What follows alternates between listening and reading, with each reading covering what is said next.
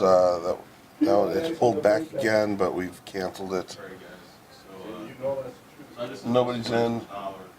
Yeah, it's kicking back, but we canceled it.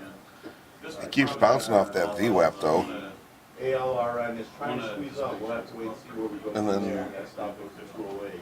I don't know if it's better that we missed it or not. But we did miss it.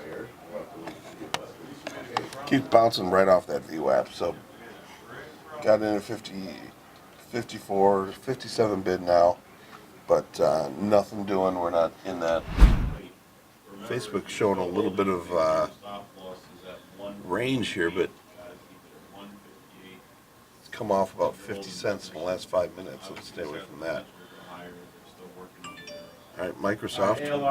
And Pat, you are right. Good thing we didn't get into that. Maybe we would have pulled a nickel out of that if we were lucky, but we didn't. We never got in. Until markets in general seem to be pulling back. The indices aren't actually showing that now.